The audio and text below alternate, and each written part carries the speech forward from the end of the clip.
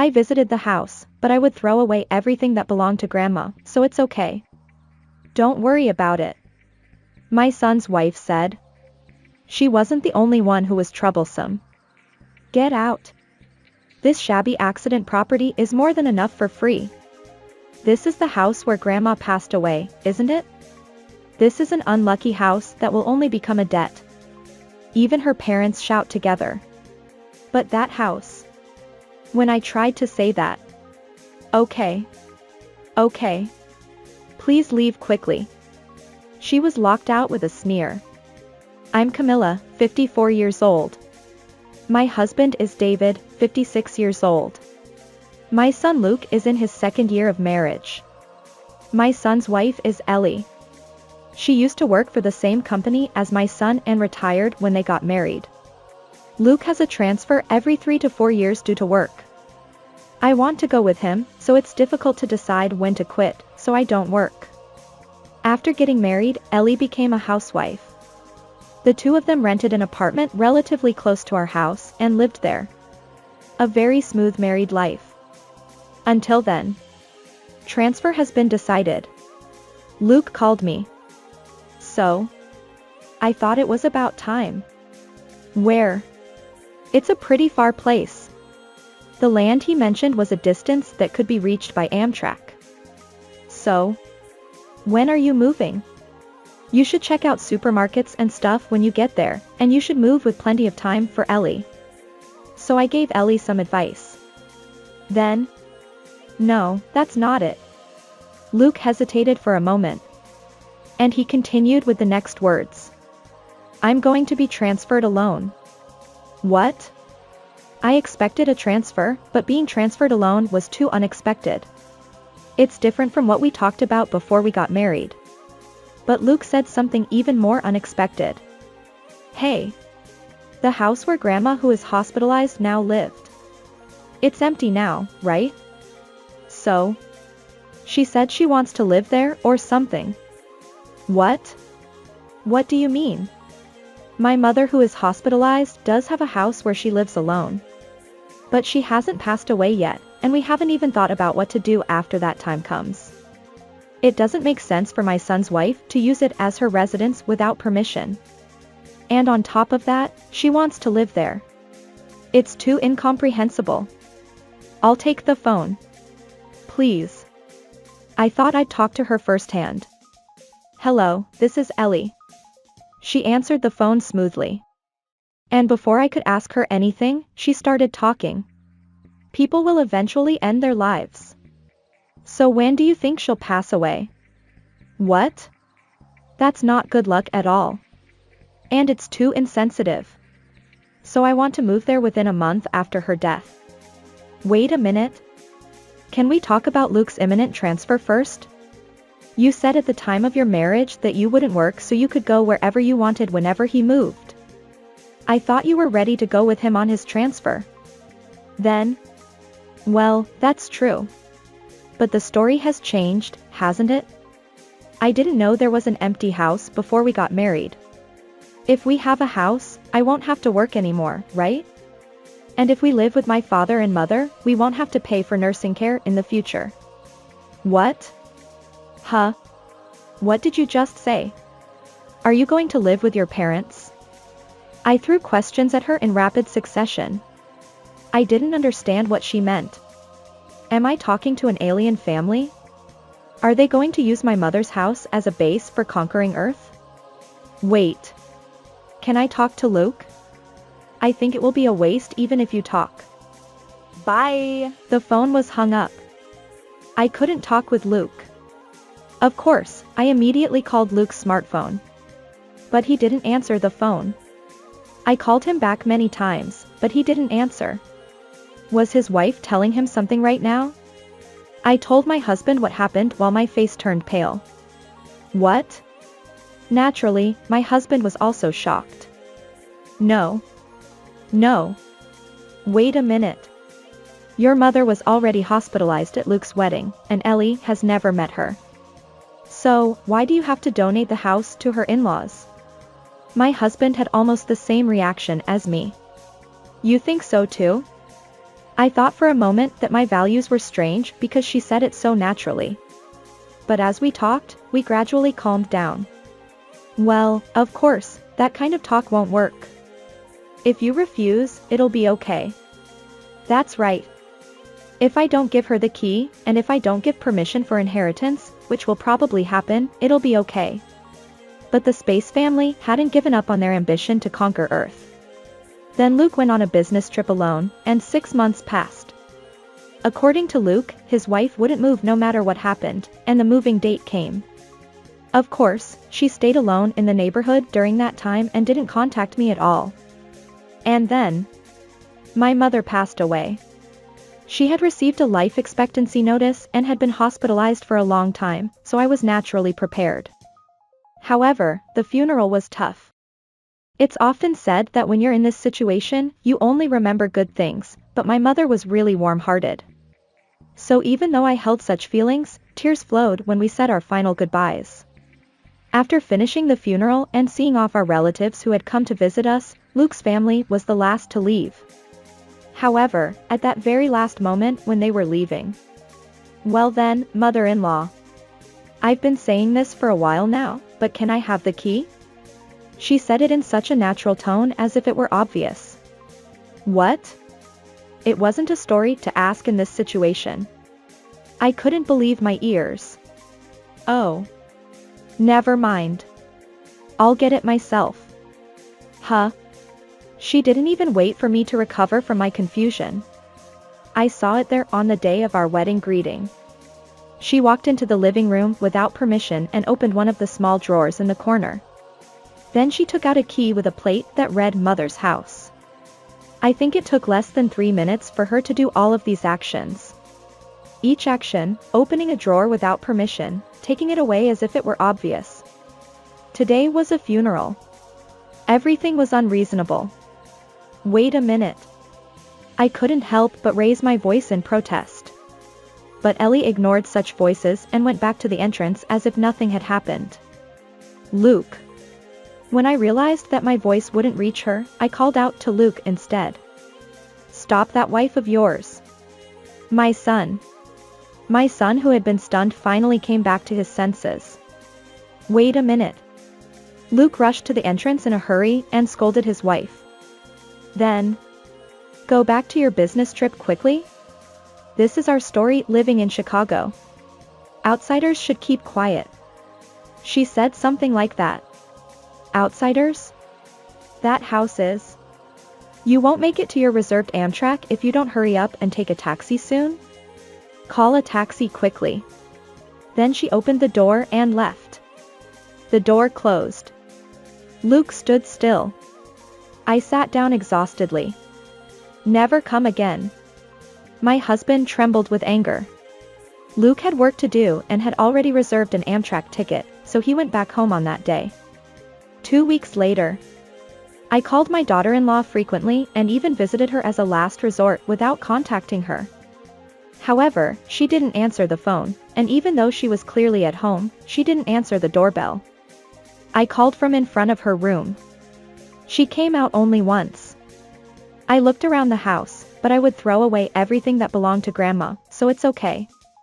Don't worry about it. When will she come to the empty house? I didn't even know about it, so I went to the empty house every day. Then one day, I saw a moving company entering the house. My husband and I rushed over. This house. I tried to protest to the 3 people who came out of the house. However, I was shouted at by my daughter-in-law's father. Get out. This shabby accident property is more than enough for free. Daughter-in-law's mother also said, this is the house where Grandma passed away, isn't it? This is an unlucky house that will only become a debt. It was hopeless. When I tried to say, but that house, I was pushed out of the gate by my daughter-in-law's father with his shoulder and told to leave quickly. After that, no matter how much I rang the doorbell or what I did, there was no response. When I was about to leave, my eyes fell on a garbage bag. It contained a photo of my late father that my mother had decorated. Together with garbage. I took out the photo from the garbage bag. I'm sorry, Dad. I'll take you home. I'll clean you up. As tears flowed down my cheeks, I swore that this would definitely bring divine punishment and that I would never forgive them. At this point, it's not about rights to the house anymore. The Space family should go back to space. 1 month later. Luke returned from his business trip alone. He came back temporarily using the weekend. Apparently, he had finally taken a break from his relatively intense work. Let's go talk together, Luke suggested. The three of us went out together. There we saw a completely different appearance of my daughter-in-law, her father, and her mother who had driven me out when we met before. All three of them looked haggard and had sunken eyes. I can't sleep, my daughter-in-law said with dark circles under her eyes. I hear noises like snap or rustle. I laughed softly. As expected. You said accident property yourself. If you throw away photos like that, well, you know. When you took over this house and I went to persuade you later and tried to say, but that house, you shut me out without listening and said okay. Please leave. This house is a house that my mother gave me saying, please take care of your father. What? It's their fault for not even listening to their wills. I explained it. Before his death, my father treasured my mother and me very much. He loved spending time with his family. So, to make sure he wouldn't be lonely after his death, my mother would offer wine that he liked twice a day and talk to him. I did it for her when she was absent.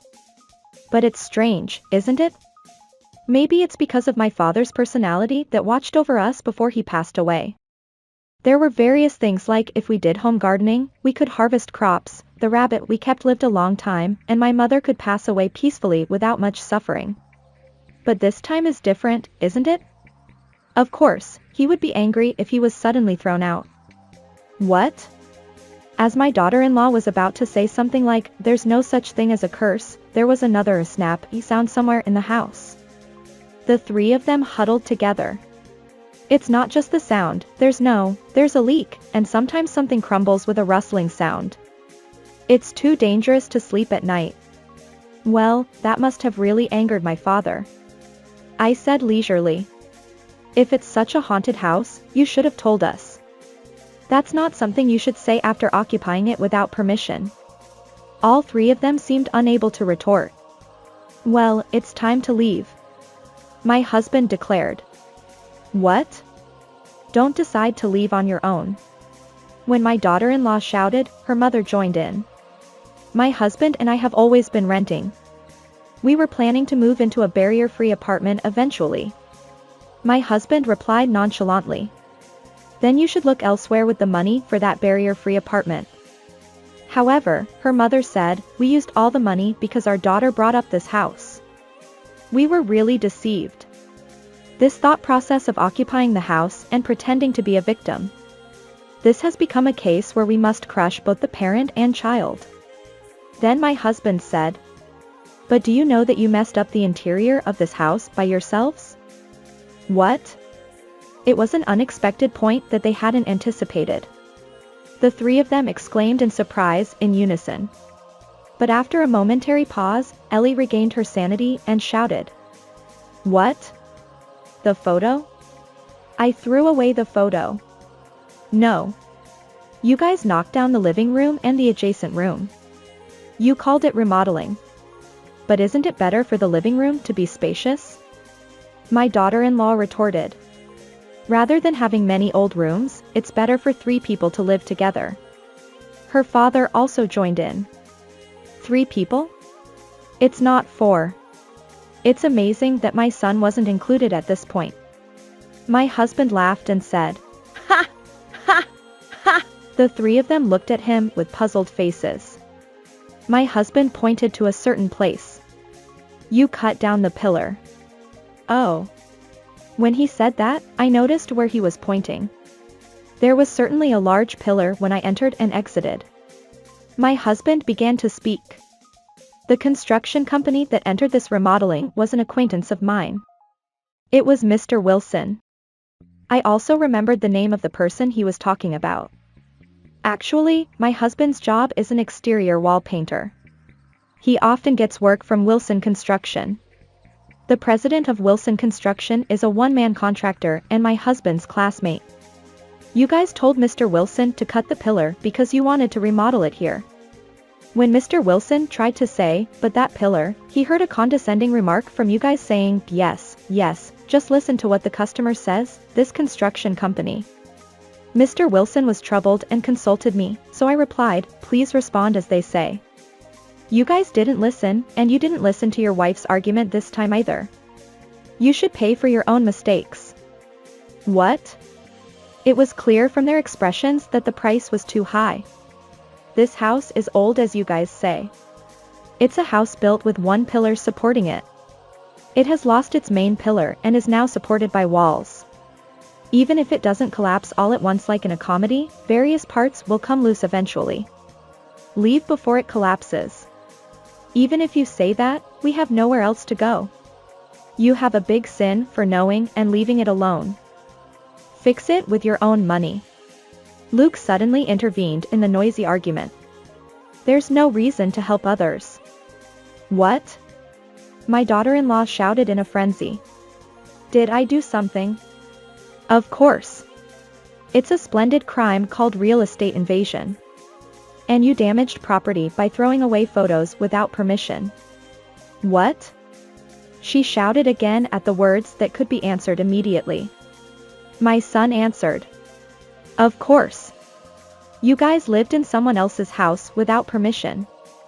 Wait a minute, isn't that strange? I'm your wife. My daughter-in-law clung to her son with a half smile. But my son was cold. If this were my house, even if my spouse lived there without permission, it wouldn't be a crime. But this is in my mother's name that she inherited. If my mother sues, the police will move. My son continued. You called me an outsider even though I'm your family. If I weren't here, you wouldn't have any connection with this house in the first place. Even though it was a condition of our marriage for me to follow you on your business trip, you broke that too and lived in my mother's house without permission. But you don't seem to understand that. It's a difference in values. Divorce. This makes you outside. Leave by tomorrow. If you don't leave, I'll call the police. My daughter-in-law collapsed weakly. My son put green paper in front of her. Her father and mother were also stunned when they saw the green paper before hearing the words, call the police. In the end, as expected, my daughter-in-law and her parents left the empty house reluctantly. By the way, when a house makes a sound like a snap or a rustle, it's called a house ringing, which is a sound that occurs when wood swells or dries due to humidity and is not usually a supernatural phenomenon. After the divorce, my wife became an illegal resident and could no longer live in the neighborhood.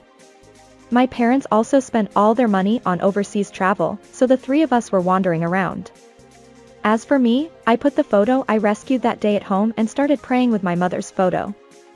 Since then, I've felt like my houseplants are doing well and even my cactus has bloomed. Well, I don't know if it was a small blessing or just a coincidence, but I interpreted it as my mother and father watching over me, which was very much appreciated. In the end, that land became a parking lot. Now, due to its location near the station, there are many people coming and going. And then, a few years later, my son got remarried. This time, it seems that his new wife will accompany him on his transfer. It's tough to move around and rebuild relationships with people. But if I can offer souvenirs from various places, my ancestors can eat local sweets from different places and will be happy. As she offered wine to the photo, his new wife murmured, "We'll come again with the three of us next time." Huh? I immediately caught that little word and asked again. Well, that's what I mean. She smiled. The gentle scent of roses next to the photo seemed to waft through the air at that moment.